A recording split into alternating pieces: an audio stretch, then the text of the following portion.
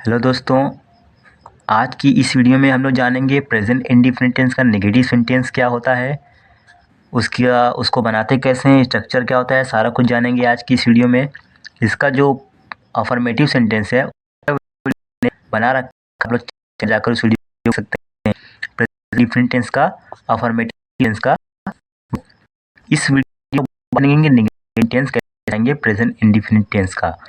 सबसे पहले आप लोग पहचान, आप लोग को पता होगा कि जिस वाक्य के अंत में ता है, ती है, ते है आदि शब्द आते हैं उन्हें बोलेंगे प्रेजेंट इंडेफिनिट टेंस। यानी कि जिस भी वाक्य के अंत में ता है, ती है आता है वो होता है प्रेजेंट इंडेफिनिट टेंस उन्हें कहते हैं।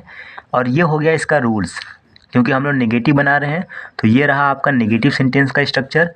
सब्जेक्ट, फिर उसके बाद डू या डस लगाएंगे। डू लगाएंगे तब जब हमारा सब्जेक्ट जो होगा वो बहुवचन होगा, और डस तब लगाएंगे जब हमारा सब्जेक्ट एक वचन होगा। उसके साथ हम लोग नॉट लगा देंगे। अगर हमारा सब्जेक्ट अगर रहेगा एक वचन तो डज नॉट लगाएंगे, सब्जेक्ट अगर बहुवचन होगा तो डू नॉट लगाएंगे, वर्ब की फर्स्ट फॉर्म लगाएंगे और ऑब्जेक्ट लगाएंगे। तो इस तरह से हम लोग बहुत ही सिंपल तरीके से बना लेंगे। जैसे कि पहला एग्जाम्पल दिख रहा है आपको कि मैं क्रिकेट नहीं खेलता हूँ। मैं क्रिकेट नहीं खेलता हूँ, ये हमारा सब्जेक्ट है। मैं बन गया आई, और आई के साथ लग गया डू नॉट। क्यों लगा डू नॉट? क्योंकि जो हमारा सब्जेक्ट है वो बहुवचन है। और वर्ब क्या है हमारा? खेलना। खेलना को बोलते हैं प्ले, और ऑब्जेक्ट हमारा क्या है? क्रिकेट। तो ये हो गया क्रिकेट। बन गया हमारा sentence, I do not play cricket, मैं क्रिकेट नहीं खेलता हूँ। अगला एग्जाम्पल है वह बाज़ार नहीं जाता है। वह बाज़ार नहीं जाता है, वह हमारा सब्जेक्ट है, वह को बोलेंगे ही के साथ लगाएंगे डज नॉट। उसके बाद हमारा जो वर्ब है वो है जाना। जाना या जाता बोलेंगे उसको गो अंग्रेजी में, और उसके साथ लगाएंगे गो टू मार्केट। बाज़ार को बोलेंगे मार्केट, ये हमारा ऑब्जेक्ट है मार्केट। तो बन गया he does not go to market, वह बाज़ार नहीं जाता है। यहाँ भी डज़ नॉट लगा है क्योंकि हमारा सब्जेक्ट जो है वो एक वचन है। ठीक है। अगला एग्जाम्पल है कि वह खाना नहीं बनाती है। वह खाना नहीं बनाती है, तो वह को बोलेंगे सी।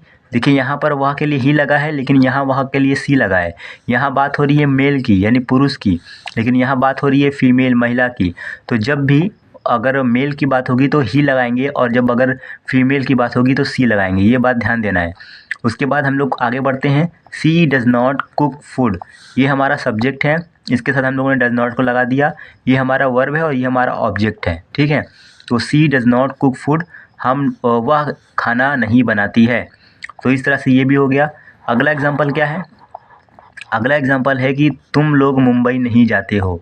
तुम लोग मुंबई नहीं जाते हो, ये है सब्जेक्ट, ये है हमारा वर्ब, और ये है ऑब्जेक्ट। ठीक है। सब्जेक्ट बना दिया हम लोगों ने यू, इसके साथ लगा दिया do not. You do not, जाना को बोलते हैं गो, और गो टू मुंबई, मुंबई लिख दिया हम लोगों ने। तो बन गया you do not go to Mumbai, तुम लोग मुंबई नहीं जाते हो। ठीक है। अगला एग्जाम्पल है कि रीमा चाय नहीं बनाती है।